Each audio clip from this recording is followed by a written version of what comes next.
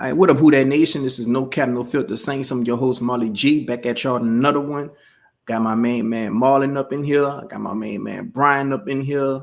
We got a lot to talk about, man. We got nothing but time on our hands as Saints fans. This is the bye week. We don't play again till we play our foes, our most hated rivals, the Atlanta Falcons. I think November 23rd to be exact, on a Sunday. It's going to be a evening game. Man, it's going to go down, bro. We got Tyler Shuck versus Michael Penix Jr. Who's going to be the face of the franchise for the foreseeable future for the organization? We going to see. I don't know, man. It's looking like Tyler Shuck might hold it down for the Saints longer than Penix going to hold it down for the Falcons. That's just what it's looking like so far. But, before we get into, the Falcons game coming up, before we get into all the bright spots about the future of the Saints coming up so far, what it's looking like, let's go ahead on and get into what we seen from the Panthers game, man. I would like to know y'all thoughts on what y'all seen so far. We could go ahead on and start with you, Brian. What you thought about that game that we just played against the Carolina Panthers? Tyler Shuck looking so good, getting so much grace. I swear, bro, that little Freudian slip you had just now, I thought you was about to call them people the Paw Patrol, man. But it was close enough, bro. Like, I actually, man, I'm gonna be honest, bro. I kind of was impressed with the way the Saints played that game, and I have to give them their due simply because had they went out there and looked awful like I thought they would, I would have been on their helmets. So I mean, I have to give credit where it's due. They played a very complimentary football game. All three phases looked solid at times, man. They still only scored 17 points, so I'm not trying to get out of pocket with the idea of all of a sudden it's a Saints resurgence.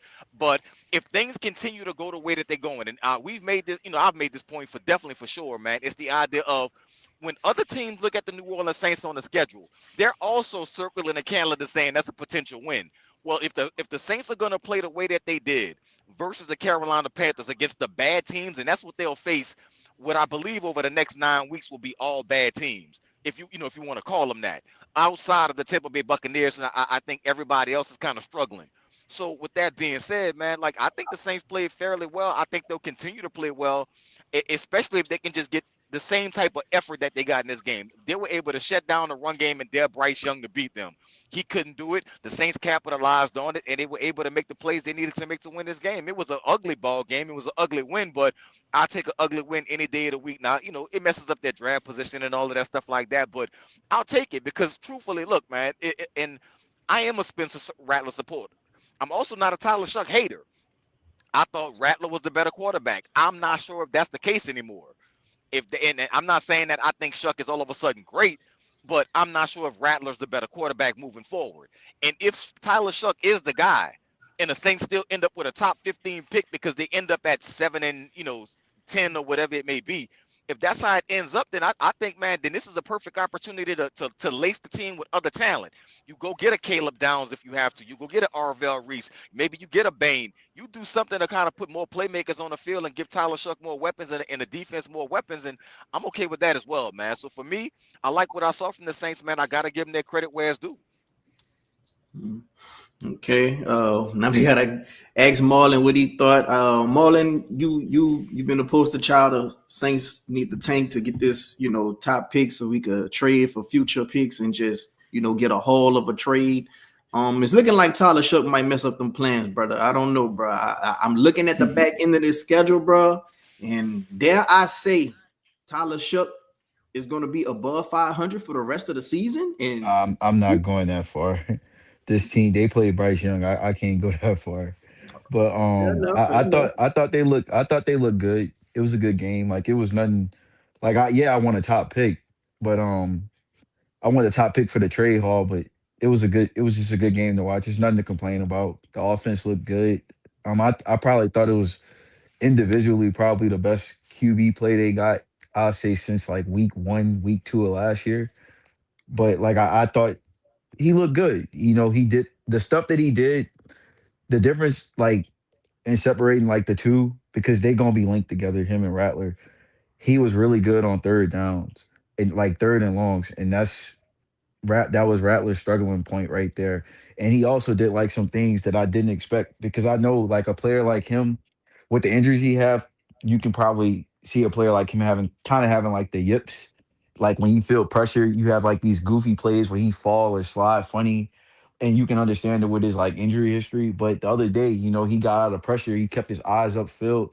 I, he looked really good, and I thought the team overall they played good. It was a good game plan defensively and all that. But like just looking at the quarterbacks, like he looked good, and I'm not. We can debate a lot of stuff on the game. Like I thought the Taysom Hill stuff was like it was annoying. Like it was to the point where you're cursing at the TV every time he in the game touching the ball because like you want to see the quarterbacks play. Whether it don't matter if it was Rattler or Chuck starting. So, but I thought he looked. I thought like I said, I thought the quarterbacks looked good, or I thought Chuck looked good, and I guess like one of the points. I don't know how y'all feel about Kellen Moore overall as a coach. I'm just gonna say that he's growing and he's really raw.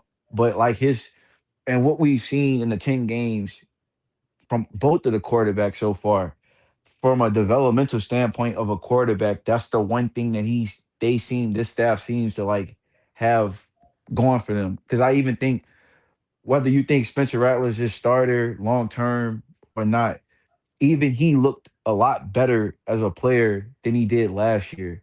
And I think Shuck looked good too the other day for the expectations. So that's one thing that I think they have going for them as far as like the development of a young quarterback. Mhm. Okay.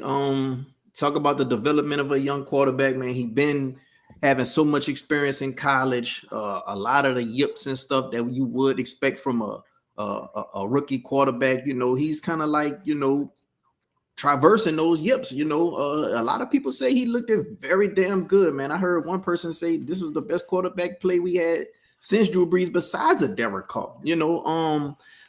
B, like when it comes to Tyler Shuck, everybody was saying Shuck will be better for this team over Rattler because he will elevate the offense. He will elevate the offense. That's all you heard was he will elevate the offense. Then you look around, you see Jawan Johnson. He having the best game of his season right now. Chris Olave having the best game of his season right now. Dare I say, Jawan Johnson might be having a Pro Bowl type of year, because if you look at the numbers, you look at the numbers, Relax, Nah. bro, he got some relax, good Nah. receiving numbers. relax, Nah.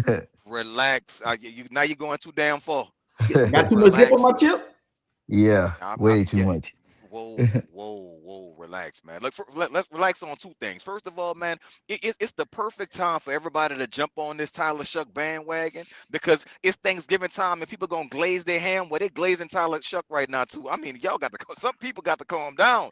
I've seen people jumping out the window with this Tyler Shuck thing. The truth of the matter is this: the truth lies in the middle. He looked really like a rookie versus the Rams. He looked a lot better versus a mediocre Carolina team. And when he does play Atlanta coming up, they do have the number one pass defense in the NFL.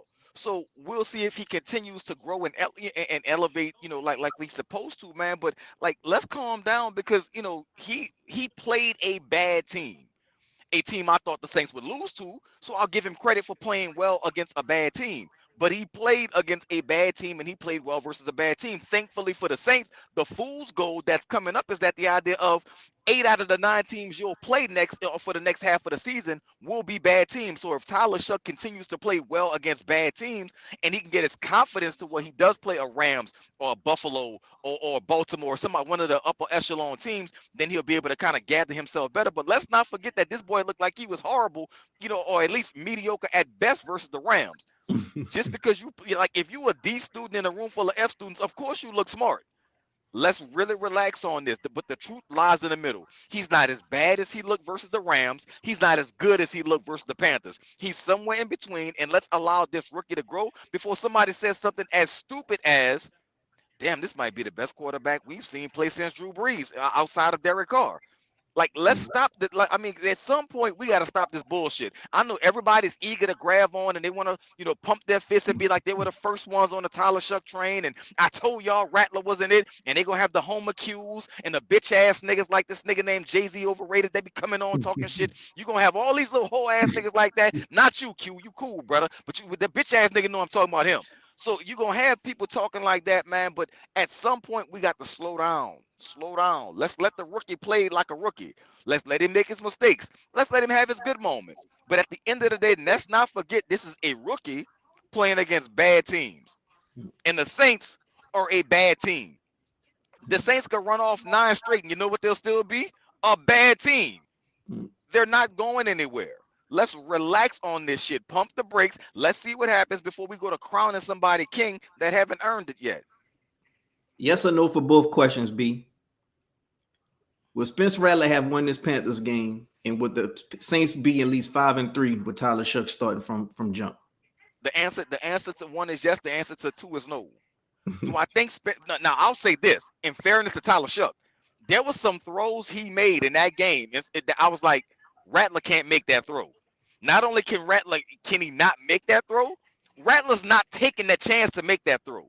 What I will give Tyler Shough credit for is this. He's playing how he's supposed to play, because he's playing like a dude that ain't worried about if he have a bad game, he getting yanked. I can't say the same for Spencer Rattler. I don't know if Spencer Rattler would have been Kellen Moore's handpicked guy if we wouldn't have saw him air it out more. But what I do know is that he knew it was only a matter of time. If he started to turn the ball over and be a bad quarterback, he was getting yanked. You know what Tyler Shough doesn't have to worry about? Getting yanked if he plays like a bad quarterback, because they can't go back to Spencer, and you're not playing Jake. Your only option is to put Taysom in the game, and we've seen how that's gone. So, I mean, he's playing with house money. He's supposed to play with house money right now. Go out there and go get it, Rook. It's your time to shine. But do I think Rattler could have won that game? Yeah, I think let's not forget that Rattler was, his best game was against the Patriots, who look like a good team. And he has won a game this season. It's not like it's not like he beat the Tennessee Titans when he won that game either. So, let's give him a little credit. Let's not shit on Rattler too bad because everybody's excited about Shough. So what about the people who saying, well, if the Panthers so bad, how come they won 5 games? Miami is a horrible team. Horrible. And they beat the piss out of Buffalo. Carolina is a mediocre team at best. They just came off a win versus Green Bay before they lost to the Saints. Like this is at the end of the day, this is still NFL, bro. Like, you know what I'm saying? Like at some point, a bad team can beat a good team. And a good team will smoke a bad team. And the mediocre teams usually beat up on each other. Like, are we kidding ourselves, man? Like this is still the league, bro, that we love to watch. Yes, Carolina, was able to beat a good team, and yes, the Saints beat them. That's the way the game go. All right, Marlon, how you feeling, Marlon? Like, is the Tyler Shough glaze warranted? Like, would Tyler Shough be 5-3 so far if he'd have just started from the jump, Marlon? I'm not gonna say that. I think it's hard to really I don't really want to do that because it's kind of hard to say. So yeah, I can't say 5-3. This team have a lot of holes in it, so I can't do that. All right. So as far as everything else, man, Mickey Loomis, he rubbing his hands like Birdman right now. He like, man, y'all wanted me out. Y'all talking about I need to step down. You look around, you look at these draft picks. We looking kind of good right now. These draft picks, bro. If Tyler Shough hit, this might be the best draft we had since that one good draft. It's looking real spicy right now. It's looking real good right now. How you feeling about the Saints draft so far? Right now, Marlon. I think it's a good draft. I think the Calvin Banks pick was a great pick, especially watching a lot of college football and knowing what was coming the next year. I know, Kelvin Banks, I had this debate early between Will Campbell and a Will Campbell, Kelvin Banks type player versus taking T-Mac. But knowing what you know now, this tackle class coming into the NFL this might be one of the worst tackle classes ever. So getting a young guy like Kelvin Banks and having him be a foundational piece, me personally, I think he's the best rookie left tackle playing right now because he doesn't play in a situation like Will Campbell, who plays with Drake May, who's a top 3 MVP candidate. He doesn't play in Kansas City with Patrick Mahomes, like the young guy who they have. He plays in New Orleans and he doesn't get help because they have to help their 2 guards play. And so he plays on the island. I think he's a foundational piece. He he's the franchise player on the team. If I think it's one truly foundational piece on the team, and it's him. So that's a great pick. Shuck, I mean, the pick, he only played 2 games so far. So, I mean, ideally, you want to pick 40 to become a starter. Um, if he can buy you time to build you to like, if he can able to buy you time, I'll say it's a solid pick.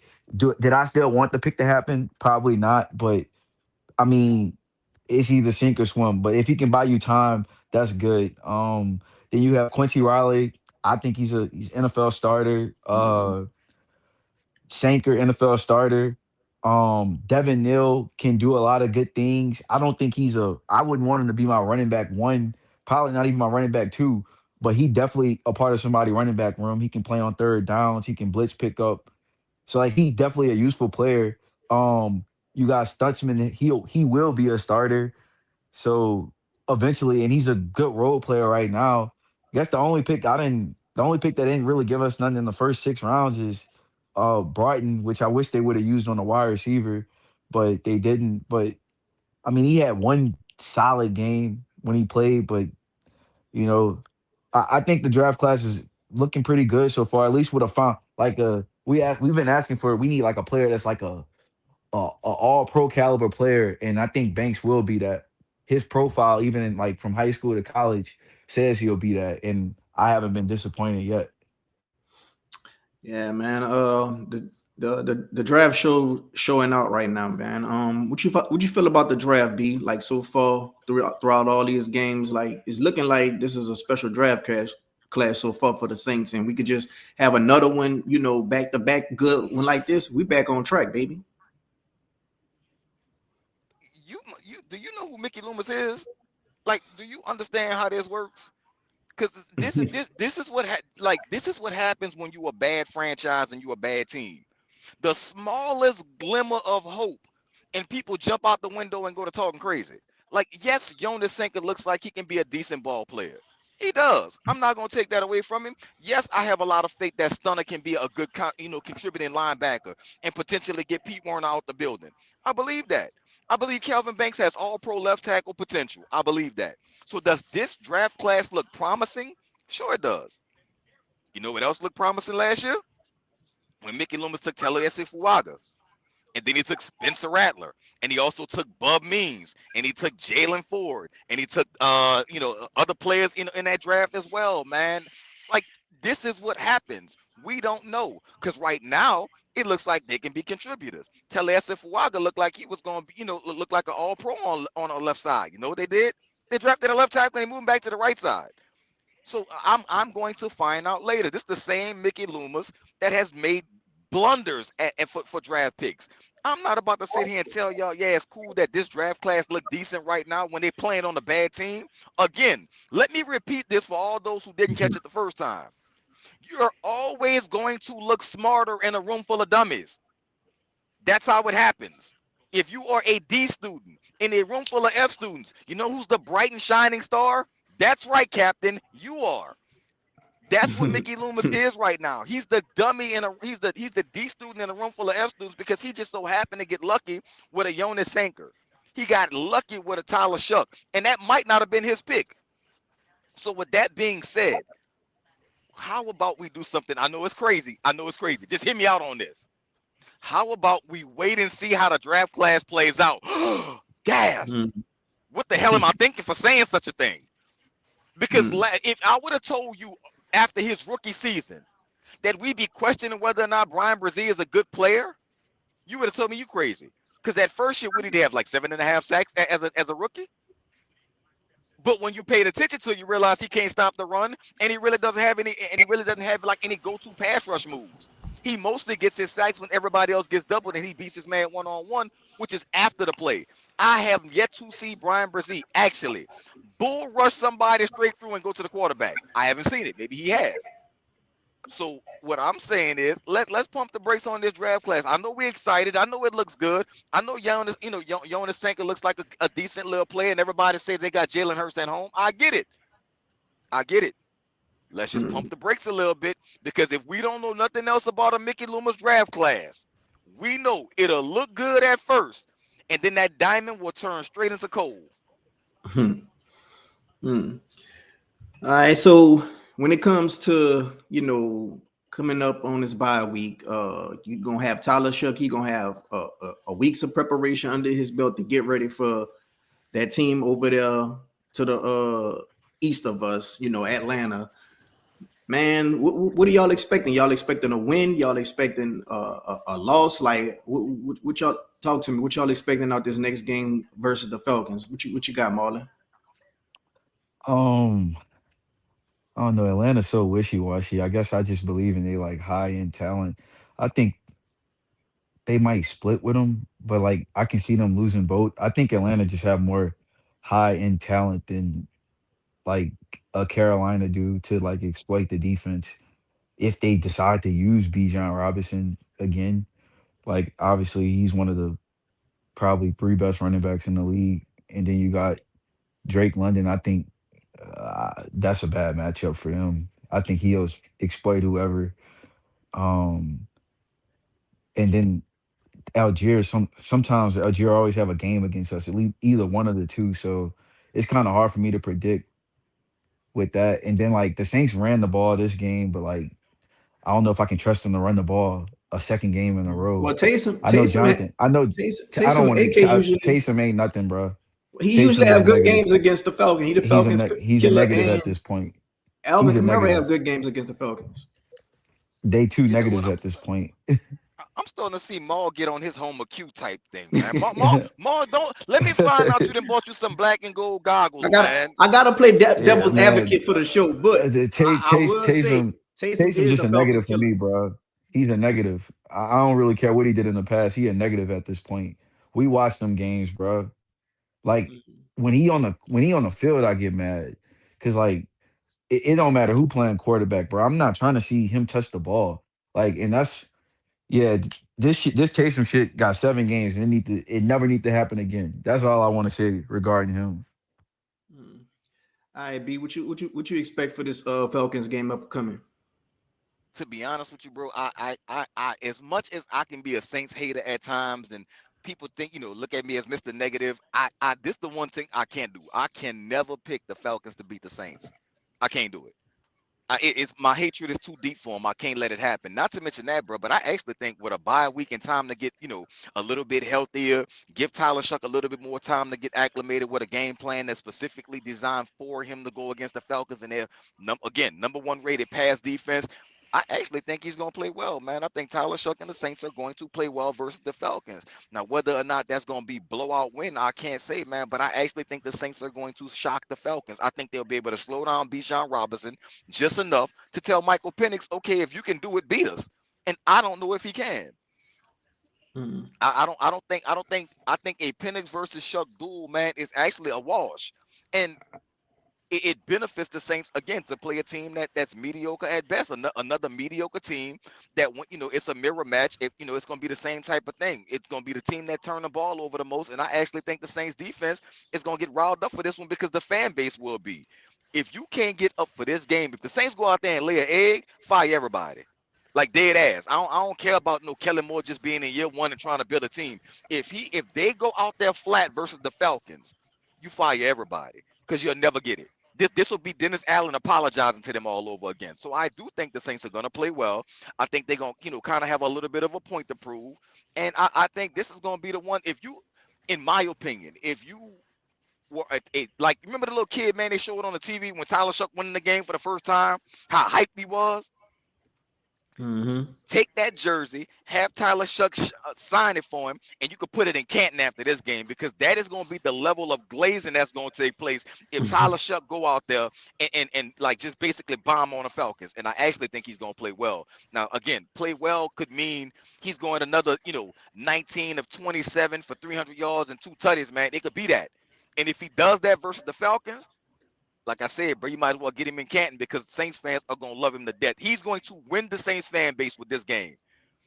I don't know how long he's going to keep the Saints fan base, but he's going to win them with this game. He's going to get a longer leash after this, and that's my prediction. I think Tyler Shuck will be basically knighted after this game into Saints, Saints fan base, family, And they're gonna welcome him with open arms for as long as he can until Wolf hit him with that unfollowed. Tuh. Unfollowed. How That you might be feeling the about? coolest one liner in Saints history. Yeah, yeah, it's definitely legendary. B, how you feeling about the defense so far this year? Like Chase Young, he came back. He's looking better than a lot of people have thought he'll look. Giving more impact on the team than a Justin Reed, who Justin Reed been playing since week one. And Riley, he's looking better than Kool-Aid McKinstry. I think Carl Granderson, he kind of slowed up when it comes to just impact or whatnot. But overall, the defense kind of looking like they finding their rhythm. They shut down Dowell last game. That was they bell cow that they was gonna try to run, but we shut it down, made them one dimensional, and they had to force Bryce Young to try to go out there and beat them, and they couldn't do it. And right into the Saints game plan, man. How you feeling about the defense, B? The Saints defense has been inconsistent. Mm-hmm. And this is not a Brandon Staley thing. They was inconsistent under Dennis Allen. They were inconsistent when Sean Payton was here. It seemed like they always had to take a couple of weeks in the beginning to kind of get their foot and to kind of get the defensive game plan down, learn how to play, learn how to gel, learn how to play alongside one another. And once they did that, they started to take off and started to play better. Hopefully, what we saw at Carolina is the building of them being like, you know what, we played Carolina, we're coming off of a high. And if they would have played Atlanta this weekend, I'd have been like, man, the Saints defense might actually go out there and dominate. But because they got a bye week in between, that cool down period is what frightens me with the Saints defense because I'm afraid it might take them a little while to get up. So, do I think they'll play well? I do. But I think the offense will have to lead them in this game versus the Falcons because I do think they'll be able to slow down Robinson. Yes, I do think they'll try to make Penix beat him. But I also know the Saints, and I know them well enough to know they'll do some stupid shit like put what's his name out there, Isaac Yadam out there, 1-on-1 with damn Drake London for no damn reason at all, and like watch him get bite on the double move and get burnt because the Saints defense will give up big plays. And I think if they can limit that, they'll be just fine, man. So I think the Saints defense will play well late in the game. I don't know if they're gonna come out swinging on all cylinders like we kind of saw versus Carolina. Because truthfully, bro, like for as much as I hate to say this, man, if not for a goofball last penalty on Justin Reed, and look at this point, bro, I ain't gonna lie, he can go too. I still don't like the fact that he gave that boy 30 million. I don't give a shit who his brother is. I don't care where his family from. I don't care what school he played at. Boy, you ass. And I mean, you like Bourbon Street ass. Like it's got to like at some point we got to realize just because they played at LSU do not make them a good player. That being Mm. said, man, I mean, I think that the Saints defense should, play well because again, they would have shut Carolina out if not for Justin Reed and that goofy ass fucking penalty he got that gave Carolina that first score because they was getting off the field. The Mario had to intercept. All of a sudden, you look back, there's a flag on the ground because Reed hit the quarterback in the face. So I mean, as long as they, long as they can stay away from stuff like that, because the most Saints shit ever happens. You block a field goal, they get the ball as first down. You know what I'm saying? So it's like the Mm. things that should go the Saints way don't go the Saints way. They can't Yeah. afford to do that. So I don't think they'll come out swinging on all cylinders like they did versus Carolina because of the bye week is going to slow down their momentum. But I do think towards the second half of the second quarter and leading into the third quarter, man, yeah, I think the Saints defense will start to get better as the game goes on. Mm. What about you, Marlon? How you feeling about the defense so far? I think it's inconsistent. Uh, I think they can use a starter at each level. Obviously, Mm-hmm. so I look at the draft for like certain players and certain prospects, but I mean I think it's inconsistent. Sometimes it looks good. Sometimes it looks like the worst in the league. But I mean that was kind of expected because you going through a scheme change and then like you don't have a lot of talent on the defense as well. I like to see the young guys play, even if they play through the mistakes. Just let them play at this point. Uh, I think the one guy, I think Chase Young has actually played well. I'm not about to go sit up here and say, "Oh, he's some elite edge one." Nah, but he's a good player. Like he's clearly a starting NFL player. Probably I say more of a DN2, but if you have somebody opposite of him that matched him, you can get by. I think the mistake on their defense was not trading. I know we go to like Alante Taylor and Pete Werner. they should have traded Carl Granderson, and they need to do it when the offseason starts because he's done. His play this year hasn't been good at all. Even when he was getting the sacks, it wasn't good, and now he's not doing anything. So that would be one of the guys who I'm clearly looking to move on from, and Granderson. Now, like you got good use out of him, but you need to try to get. I'll take the same package we got for Shaheed. Give me a 4, give me a 5, give me a 4, and give me a 5 that can potentially turn into a 4. But they need to move off of him and get like a real get another DN starter opposite of Chase because Granderson is like just this year just rapidly regressing. Hmm. All right, Marlon, how you feeling about Kellen Moore play calling? Like we talked about Staley. How you feel about Kellen Moore play calling? Like he was out there with Shuck going against a division rival away on the road with 3 replacement offensive linemen. Like how you feeling about the play calling this far with Kellen Moore? I mean, I've been fine with some of the play calling. Uh I know last game I was fine with the play calling for the most part until you put Taysom Hill on the field and taking the quarterback out. But I mean, it is what it is. You limited kind of with the talent, and you got offensive linemen hurt. I know with the 3 offensive linemen gone, that's like, well, we saying 3, but Trevor Penning is such a dog shit player. That's addition by subtraction. Mm. Even if Radens isn't an NFL starter, he's a backup. But Penning is that garbage of a player. Um, and the one guy I want to highlight before we talk about like on the offensive line, the center has actually played good. That was a good trade, Yeah. trading Colin Saunders. Like he's actually, I haven't really. Obviously, McCoy is one of the best centers in the league, but we played without him so much before that like we used to playing without him. This is like the best backup center play they got in a long time, and I haven't really noticed like a true liability with McCoy not being on the field, and that's good. So I give him credit for that trade. But I mean, the offense. I know with Rattler, it was a lot of quick game, really one read, first read being Chris, and then like kind of scramble and check down to like the Jawan or something, but that's kind of how the offense was. But I understand it's gonna be like that because we don't have a lot of talent, and then we can't run the ball. I think if there's anything I want to get on Kellen about offensively, it's like they have like no run game, and they don't even try to establish it. They don't really have a good run plan, and that's like the one that's like my negative point with him. But I I never thought this was gonna be like this great running offense because they don't got the personnel far as like at the running back position. But Kellen Moore is not that Philly offense. That was just the circumstances he was in when you have the best offensive line in the league and the best running back in the league. And like your skill players is AJ Brown, Devontae Smith, and Dallas Goddard. So you can't really double anybody. So you can just run all over the place. So I never expected it to be Philly, but it got to be going forward in future years. It got to be better than this. They do need to get a running back one though. Mhm.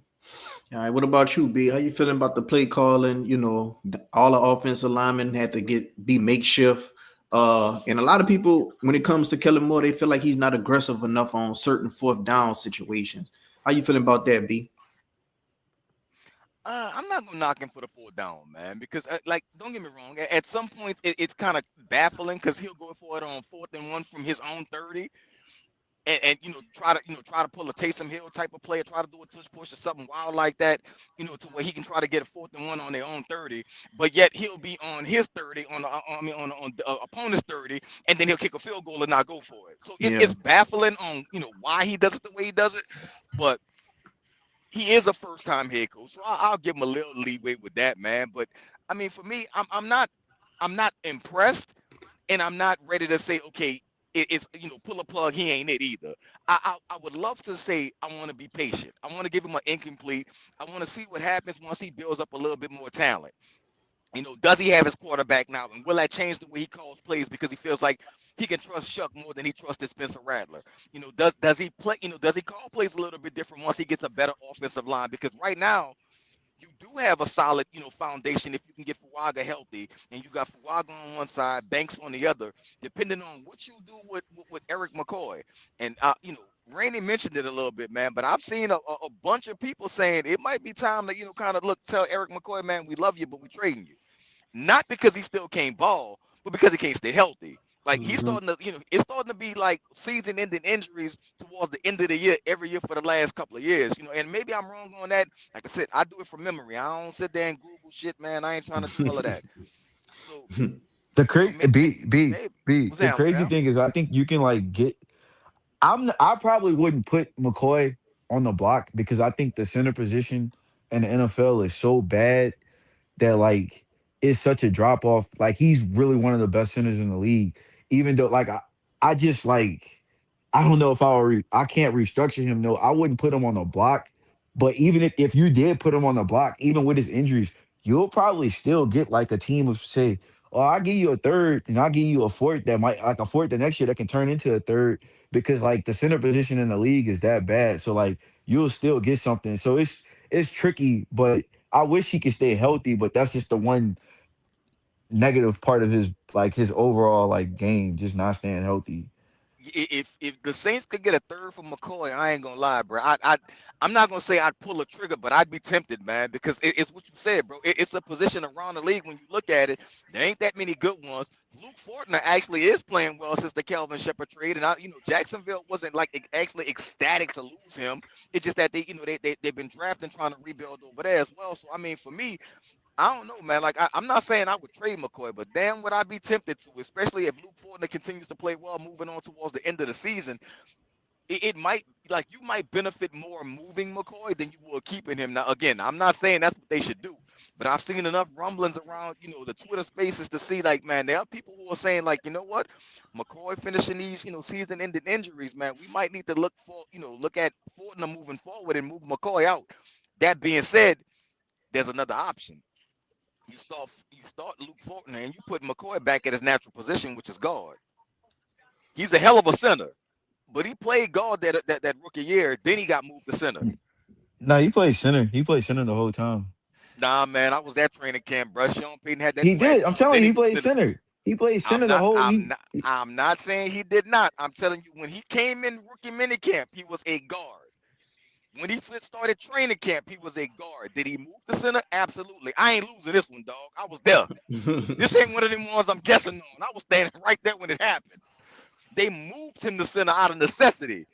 I know what happened. I was there. There's niggas on one side of the barricade and there's people on the other. I was on the other side. I boy, watched it happen. boy, I'm all about to pull out that Mhm. Google. No, I'm just saying all his games that he started been at center. Hmm. um, well, I mean, shit.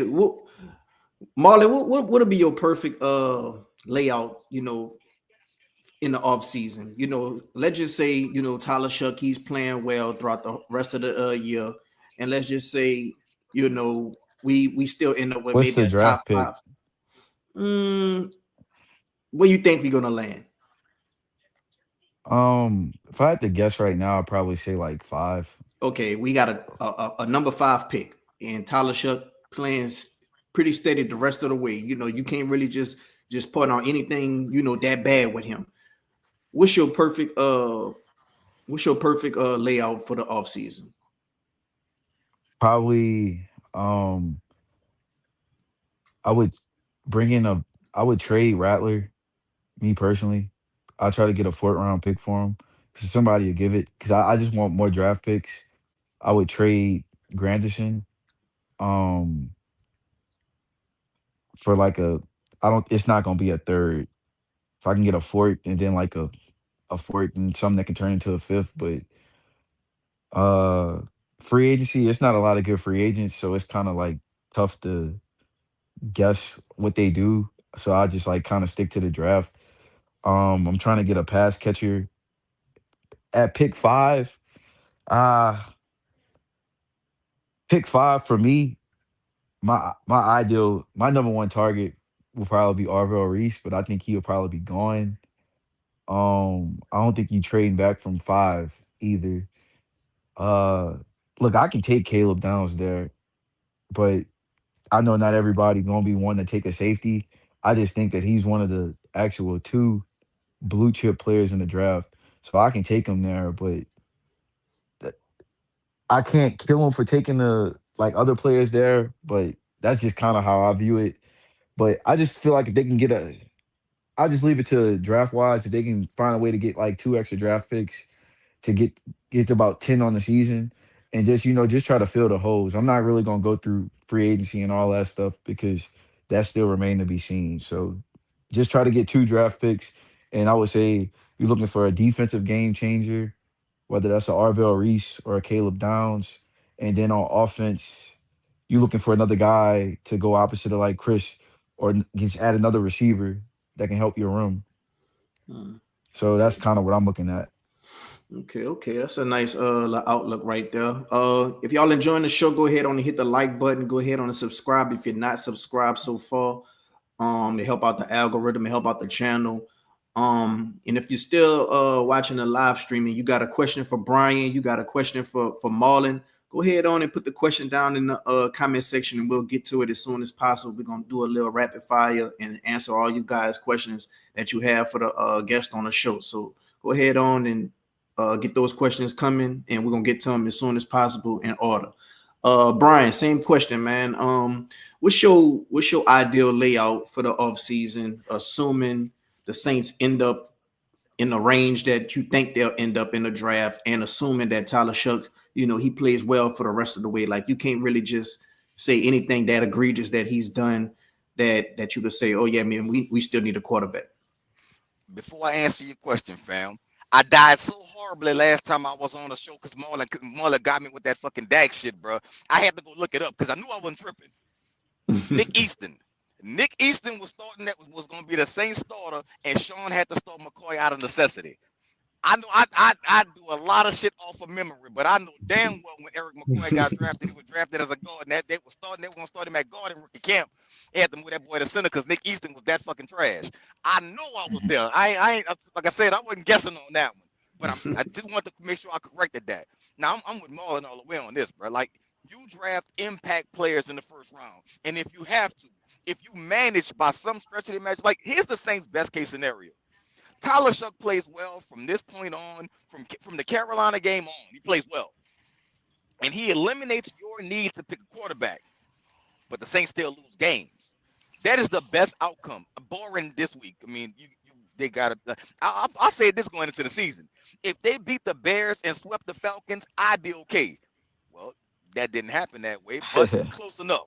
If they sweep the Falcons, I'd be perfectly fine with whatever else happens. That being said, man, if Tyler Shuck can play well, but the Saints lose games, and let's say they end up with a top 10 pick, my hope would be is that they trade back. I've never seen Mickey Loomis trade back in the first round, so I can't sit here and say he's going to definitely do it this time. He likes to give the excuse of, well, we tried to trade back, but we didn't really find any partners. Blind cocaine head ass bitch. Like, no, that's not what happened. Mickey don't be wanting to trade no back. The only time Mickey want to trade back in the first round is when he's trying to get back into the first round. Like Mickey has been described as a child in the war room when it comes to trying to make trades. That being said, man, I can't trust nobody like that to trade back and make a sensible move. So if you're gonna end up with a top 10 pick, then you pick a true impact player because you have none. Marlon said it earlier in the program, bro. The Saints could use an impact player on every level of the defense, like major impact. So you either pick 2 players, you pick 3 players. I'm sorry, you pick a Bane that could, if he's available to attack that, to pair with Chase Young and attack on the front line. You pick a Arvell Reese who can be basically both sides. He can play as a pass rushing DN, or he can play linebacker for you. Or you pick Caleb Downs. You don't like, to be honest with you, I don't even think there's an offensive player just yet that's worth a Yeah, top 10 pick. it's not it's guys, but I see people talk about like I just go to like the receiver point. The best pure offensive player in this draft is a running back. And you Yeah, what you don't do is you never take draft a running running back. back. No, no, no. I would say this, B, if we finish with pick 10 in our offensive line, if you knew Fuaga was healthy, you knew McCoy was healthy, and Cesar Ruiz was good, I would not kill them for taking Jeremiah, like a player like Jeremiah Love. But you don't. You only take a running back in the top 10 when your offensive line is set. Like Bijan Robinson, The Falcons probably shouldn't have drafted him. They probably should have took Jalen Carter. But the one thing they did when they took him is he went to a team where their offensive line was completely set.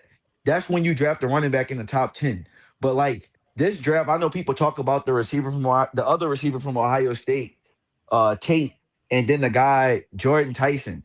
I like them, but I view those guys like in a similar way I view like that draft class in 2022. I'm not just running to take that in the top 5 like you took Jamar Chase. Like they good players, but I'm not spending like say if I was Tennessee and I had the 3rd pick, I'm not taking Jordan Tyson with pick 3.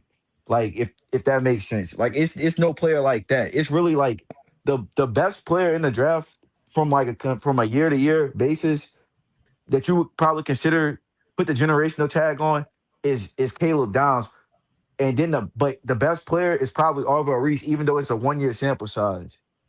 Yeah, and that's what I'm saying. I'm not taking an offensive player in this draft. As of now, I'm not taking an offensive player in the top 10. That makes If sense. I'm outside of the top 10, if I'm top 13, well, shit, hell yeah, I got to take a running back. You can take a chance on one of the wide receivers. But if you are top 10, if the Saints finish with the Falcons did, if they finish with the 8th pick in the draft, man, look, I probably could take a wide receiver there. I could, because this is not a strong draft class. I could take one there, but like I'm talking about if we like pick 5, I can't do it. I know it's a 3-pick difference. I just can't do it. I can't do it in the top 10, brother. I ain't lying. Like I'm not even trying to be argumentative with it. I just can't because I get it. Yeah, like because Justin Jefferson may possibly be available. I can't take a wide receiver in the top 10 because you got to trade. I'm not trading I'm not trading that's that for 2 firsts, man. Jefferson either. Yeah, I'm not trading that for no Justin Jefferson either. But I'm saying if a play like there's no Justin Jefferson in this draft. There's not a Jamar Chase. If that's the case, if I'm gonna go that route, then I might as well try a different avenue. For example, an AJ Brown. Like I might have to think, especially because he's played for Kellen before. I might have to think about an AJ Brown, considering that I have the ability to say I can pick my player in the top 10 and possibly trade a second and get AJ Brown.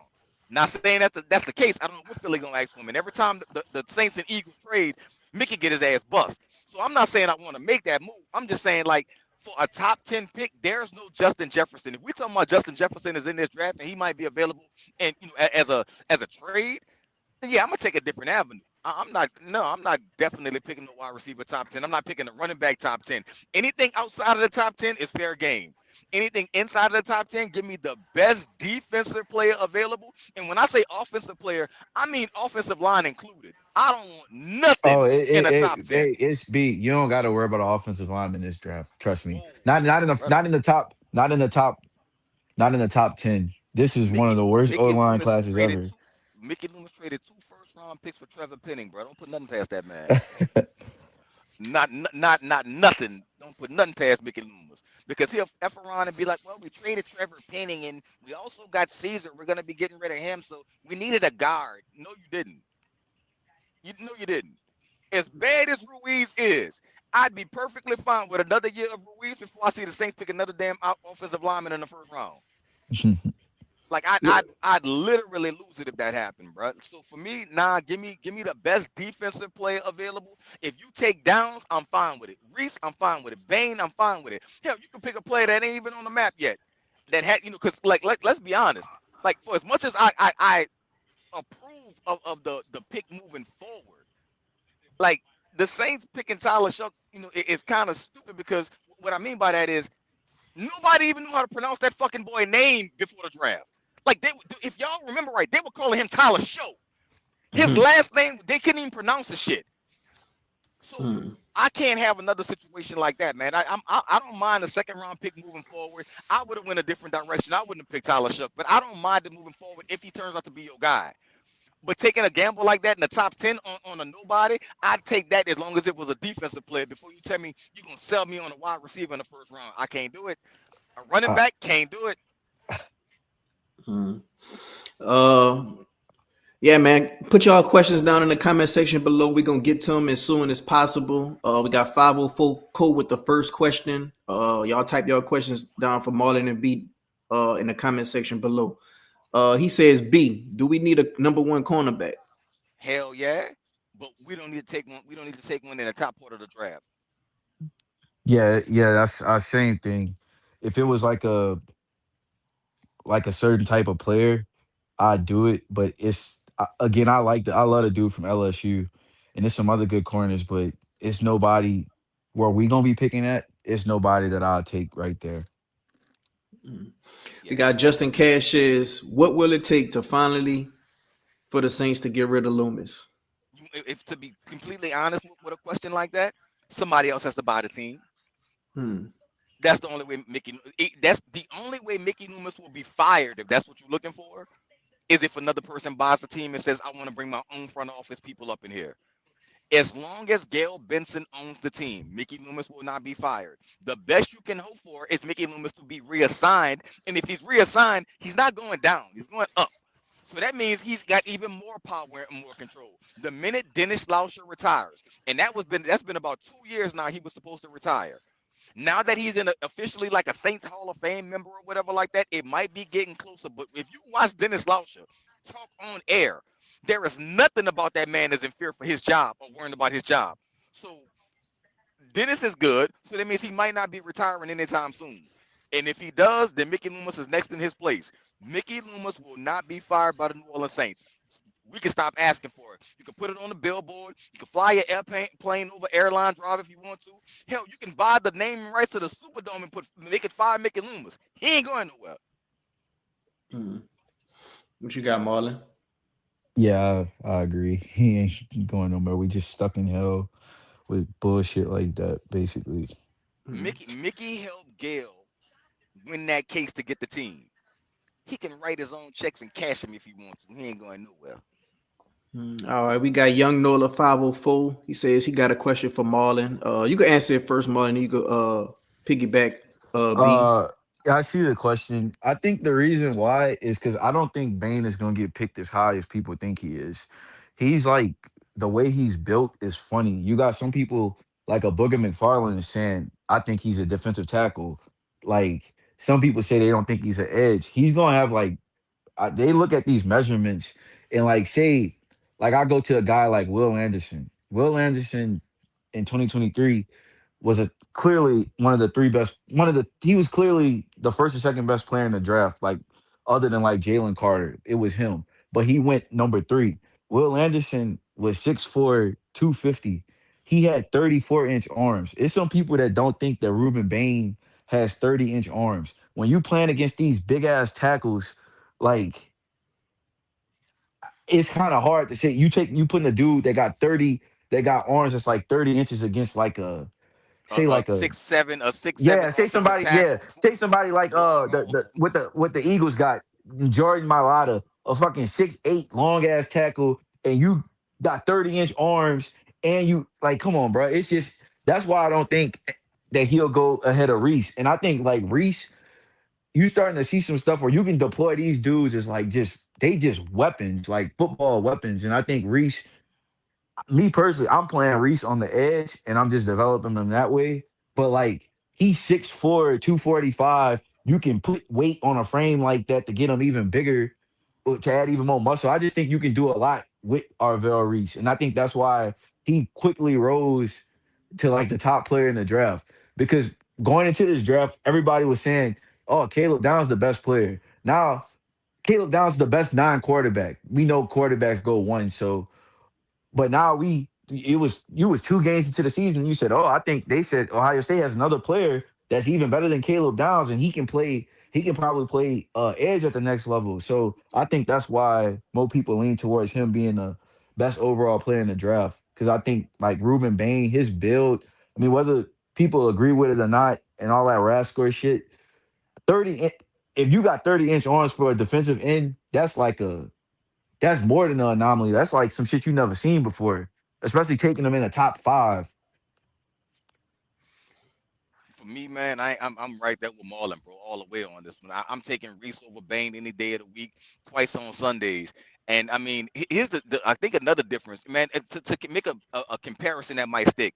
If you ever watch Cam Chancellor play, That's kind of what Reese reminds me of, but in the body of a linebacker. Like Cam Chancellor was like 6'4", 230, 235, something like that, bro, and could move and would hit your ass and just break everything inside your body at the safety position. Reese reminds me so much of that, but maybe 10 to 15 pounds heavier and not and maybe not as fast, but definitely just as agile, man. Like, I mean, the dude is a freak of nature, and I think the Saints can't go wrong either way. Like, if you want to go to the Ohio State well this year, it's a perfect opportunity to do so, especially if you're going on defense with Downs or with Reese. Those two dudes are freaks of nature, man, and they're what you call them all in earlier, man, like game changers or something like that. I forgot the word Yeah, for it. But yeah, whatever they are, because I that's was who I they was are, I man. was arguing with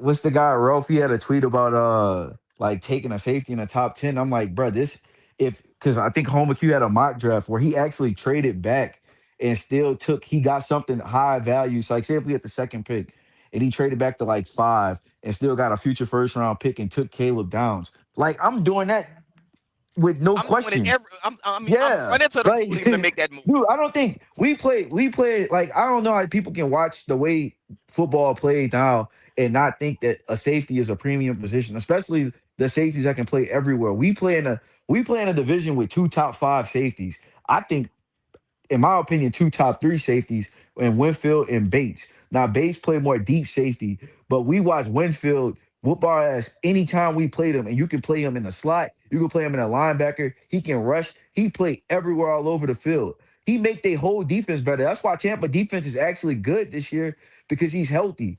Like so, people thinking a safety not is not a game changing player, especially a safety that can make everybody else better is like I don't know what they seeing at this point. Because And do here's you the want the thing. Saints to take? Do you just before you go? You want the Saints to take this? They got this edge rusher from Auburn. I think he can be good, but he don't pop off the screen like Caleb Downs. They got the defensive tackle from Clemson. That shit ain't moved me all year. I'm not taking him top. What you call it? He don't look like no Quentin Williams, no Jalen Carter type player, but oh, he played defensive tackle. The position of value shit is how you end up taking like Isaiah Foskey over like Brian Burns doing shit like that. Sometimes you just got to take a good ass football player. I Hmm. apologize, bro. I mean to cut your knowledge on that one, man. I was gonna say to piggyback off that, bro. Like, the Saints don't look like they're keeping Alontae Taylor either. So like that's also a thing to where you got to consider, man. That somebody's got to move into the slot too. And Justin Yeah, and Jefferson damn sure can't do it. Caleb Downs can play if you got to put him in the slot. He'll probably be your best slot. He'll be your best safety. Fuck, he can play linebacker. He gonna rush the passer at times. Like you can do those dudes are like football weapons. There's no way you can watch a guy like Kyle Hamilton and say, oh, a safety not a premium position. No, they do everything on the field. Another dude the Saints passed on they could have had. Hmm. What Dennis Allen got Chauncey playing right now with the Bears? I heard through 2 games he doing very good. He kind of playing like That Joker slot, role but he they just always played. yeah, he kind of playing more of that slot this year. Slot for them. Okay. Young Nola 504 says, I got a question for B and Marlon. If the Saints do end up with the 8th pick, would you move up for Reese? No, No, you can't trade up for because nobody. you don't. The Saints not in a position. I agree. The Saints not in a position to trade up for nobody, and you don't have to trade up for Reese if because like if the draft fall the way you wanted to, if Reese is not available at 8, then that means Downs probably is, and you just stay patting where you at and you get him. If that's not a move that you make, then I guess you fall back on whatever best defensive player available at that point. But I don't think you have to reach for anybody in this draft. As good Uh, as Reese is, you ain't got to trade for him. Like you ain't got to trade up for him. Like Now he's you, impactful, but you ain't got to do that dumb shit. yeah, I like Reese. I like Reese, but I'm not trading up He ain't for worth him. two So if first. yeah, if Yeah, I he ain't. can't get him, I just can't get him. I say if they had like pick 8, I'm probably starting to consider a wide receiver because I think some of these wide receivers are better than these, just straight up better than defensive players that will be there. So that's For me, probably what I do. I ain't taking no offensive players in the top 10, but I will say at that point, if you got the 8th pick and there's nobody defensively, like if Downs is gone because he went at 6 or 7, or if Reese is gone because he went earlier than expected or whatever, like well, not earlier than expected, you went in the top 5 like you're supposed to. Like if that happens and you just stuck there holding your calls, that's when you try to work the phones and make a trade down. Because look, what I would love for the Saints to do. And I said this earlier.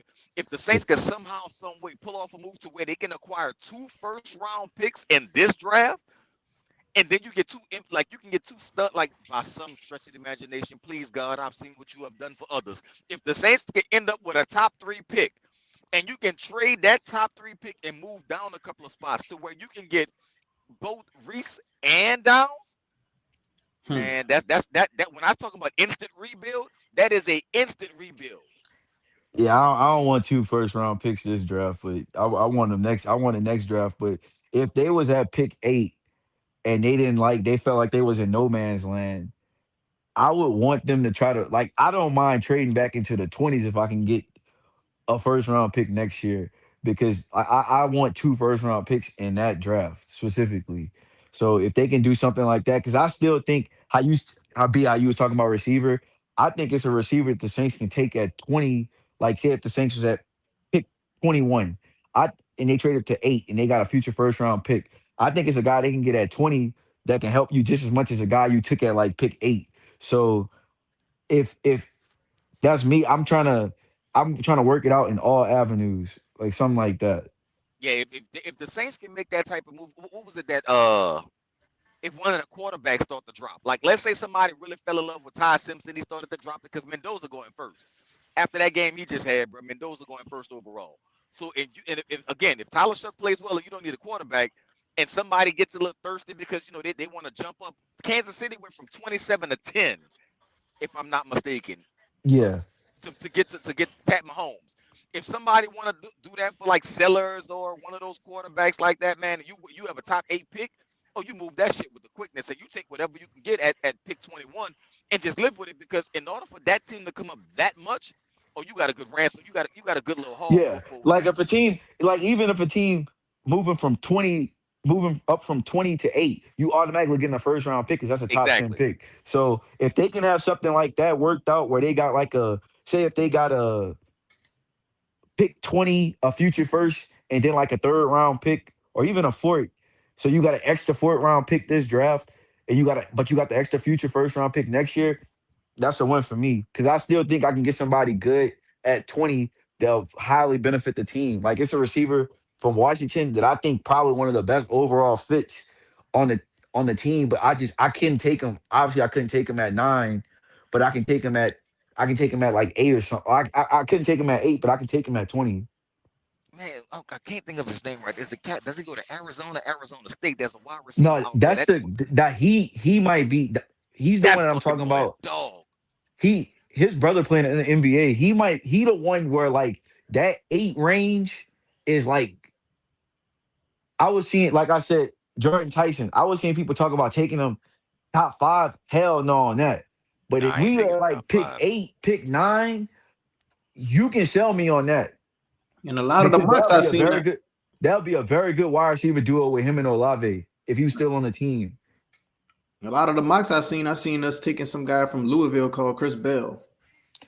He's good too, but Jordan Tyson better than that. Tyson. Yeah, Yeah, that boy out Jordan there, a Tyson, dog, man. Carnell Tate from Ohio State, they better than that. Hmm. Yeah, and I Um, see. I see the question, man. I see no. Like I mentioned it earlier, man. Do I think the Saints can get Philly? I'm sorry, that they can get AJ Brown from Philly? Do I think they can if they offer the right package? Of course they can get him. Do I think they will go after him? I'm not sure, because I think he's like, whenever Mickey Loomis trades with Philly, he loses the trade, and I'm not sure if AJ Brown is worth that much of a gamble to what you would have to give what Philly might want. If Philly want a second round pick, I'm not giving Philly a second round pick for AJ Brown. I don't think I would do that. If they want a third round pick, okay, well you got me on that one. I'll take my chances. But a second round, like the Saints don't, the Saints are not in a position to really trade draft picks because they don't have a good team. So they need a good cheap Yeah, team that this they can build with. They need all the draft capital they can get. The Saints need to yeah be mortgaging, for their future, not trading away picks. yeah young Nola, man, just ignore AJ Brown. Any AJ Brown rumors to the Saints that it don't even fit the timeline. If they was a better team, I can see it because his wife or whatever, she from New Orleans and he from Mississippi, so like they close geographically to like where they from and all that. But like that's not our timeline. Like the AJ Brown trade, you think the Patriots, you think Buffalo, teams like that. We ain't in that category. So I kind of just ignore the AJ Brown trade. We gotta fix our team through the draft, and then in a couple of years, like say maybe what if the Saints was the Saints is like 8-9 next year, and a dude like AJ Brown asks for a trade. Now we can potentially entertain that, especially when we got a bunch of cap space in 2027. But right now, nah, that ain't for us. Mhm. If you like the stream so far, go ahead on and hit the like button. Go ahead on and subscribe if you're not subscribed so far. We're gonna take a few more questions and we're gonna let these guys get up out of here. Young Nola 504 says, how many years y'all think Alvin have left? Calvin should have been gone 2 years ago, bro. I would have traded him in 2022 when you can predict where the Saints was gonna be as, but they didn't. I don't think as a starter, he got no years left. I mean, he probably still on your team next year, but that should be the last year overall. Hmm. All right, before we get up out of here, we got to talk about that team across the street. It's been rumored that if the Saints lose their next game, Willie Green will be fired. That's the big rumor right now. It said Pelicans head coach Willie Green reportedly needs to win tonight to keep his job. And also another thing is I've been seeing that Fears and Queen jerseys have been sold out. So what do y'all make about these latest two things that's going on right now with the Pelicans? You could go first, B. Do me a solid, brother. Let Marlon go first. I'm in Subway. I don't want to pick up in the background. All right, go All ahead, right. Marlon. Far as the Willie Green thing, I mean, I don't know. Maybe they fire him, maybe they don't. They need to fire him. It'll at least maybe help team morale. The dude's just not a good coach. He's never been a good coach. Um, so I mean, the sooner they can get rid of him, the better. But what was the second question on that one? The two jerseys have sold out Oh, reportedly. Well, I ain't gonna say reportedly. I've been seeing people saying Fears and Queen jerseys of both have sold out. oh, I mean that's good. You got two younger players you can build with.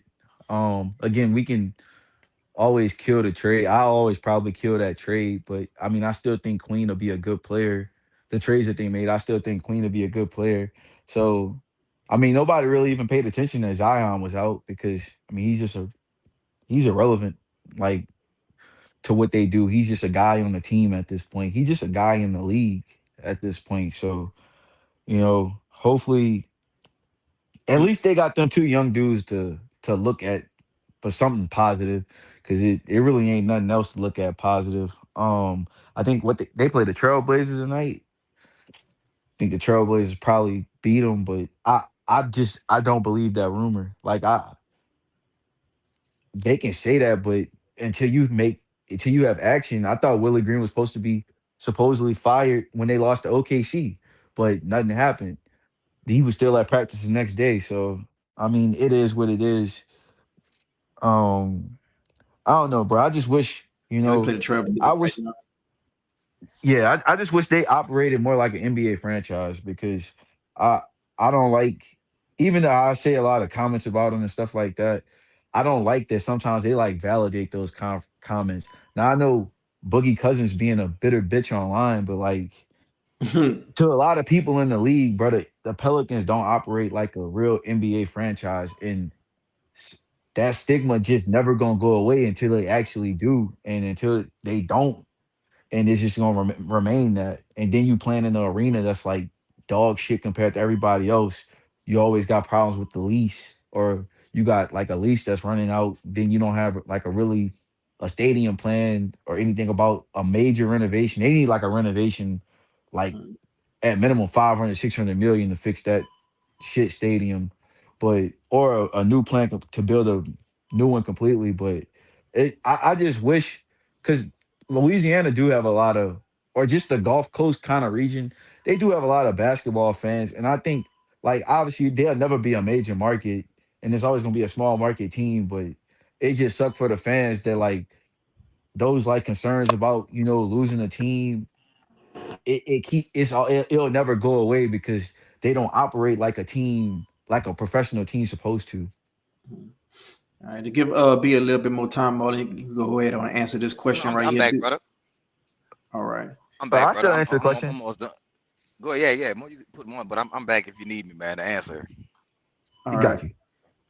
Draft the tight end. Obviously, yeah. Yeah, they need to draft the tight end. The thing is, though, tight end. This is it's like three positions in this draft that's like really, really weak.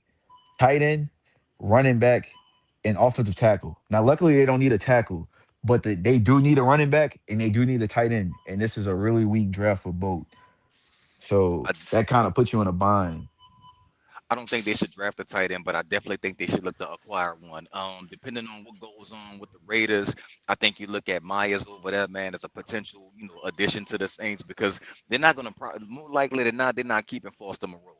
And Taysom is gone no matter what happens at the end of this year. So you're going to have to replenish that tight end room. And Jack Stoll is not going to get it done. So you got Yeah. to do something. So I think they should, look to free agency. They probably going to low budget it. But I think Myers from the Raiders might be, a prime target of theirs. As far as what you asked about the Pelicans, man, look, from what I'm with Marlon. I'm not believing it till I see it because Willie Green was supposed to be fired after after they came back off the road game against I want to say was it OKC? He was supposed to be fired after Yeah. that one. You went mute, B. I don't know if he did that on purpose or accident. One second, fam. My bad, brother. Let me get All that right. with some of that peppercorn ranch. Go light on it. Appreciate you, brother. Now let me get that with pickles, please, olives, lettuce, and tomatoes. My bad, bro. Anyway, to answer your question, man, Willie Green was supposed to be fired, bro. After I'm just a dude that hit things from time to time. He was supposed to be fired after that West Coast road trip. For some strange reason, the Pelicans didn't pull a plug on that and made it happen, man. So from this point on, I'm not believing nothing I see until it happens. Because at what point do you pull a plug, especially when you got dudes like when Poole was out there stroking threes and stuff like that, then he giving Willie Green a stat on because he ain't gonna play him. You wait forever and a day to play Jose when that's one of your most exciting players and give you the spark that you need off the bench. And for some strange reason, he still ain't playing Queen the way he's supposed to. Yeah, please. So thank you, fam. But I mean, that's everything, fam. But for some strange reason, he don't want to play Derek Queen the way he's supposed to play him in the minutes. And what the hell are you playing Kevon Looney for? What you getting out of that? Not a damn thing, man. Play Derek Queen to see what's happening. He got the buzz right now. And the one thing I do see from him and Jeremiah Fierce, they ain't scary like the rest of them. Yeah, that's why I think make the jersey sales go up when they ain't back down to Dylan Brooks from the Suns game. In my opinion, that's why I think. I think people say, "Oh yeah, they rocking like that. Let me go get this boy jersey right now." That's my type. That's my type of player, But I like to see it, man. I hope these guys grow. I would like to see these guys put more asses and seats in the blender, and the sky's the limit for these dudes, bro. I really think Jeremiah Fields is gonna be the one dude, but we're gonna have to see. For sure. Anything you want to close out with, Molly, before I let you get I up out of see it, here? brother. I wasn't worried. One second. No, I don't really got anything this week. I don't have nothing. All right. You want to share who your uncle of the week was? Oh yeah, I got that. Uncle of the week this week was Demarcus Lawrence again. 2 touchdowns, 2 fumble recovery touchdowns as a defensive lineman. It's offensive players that stars that don't got 2 touchdowns this year. So I had to give him credit. Hey, Okay. he was right, man. He called his number. He said the Cowboys wasn't gonna be shit this year. And then he said the Seahawks was gonna be a legit title contender. That team cold as hell. I want our team to look like New that. Orleans. Yeah. I let people know your Twitter and where they can find your Twitter handle where they can find you at, Marlon. Man. All right, y'all can find me on Twitter at ITSRAINEYDOE. It's rainy though, and just giving a lot of sports takes, particularly on like the Saints, LSU, and the Dodgers and stuff like that. Just sports in general. But that's where y'all can find me. All right, Marlon. Thanks for coming on the show, man. All right, man. I'll be back next week. Y'all too. Take care. All right. All right, B. Any last closing out thoughts?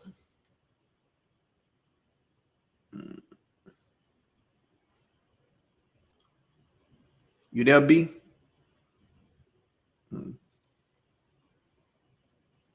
Well, be muted right now. Yeah.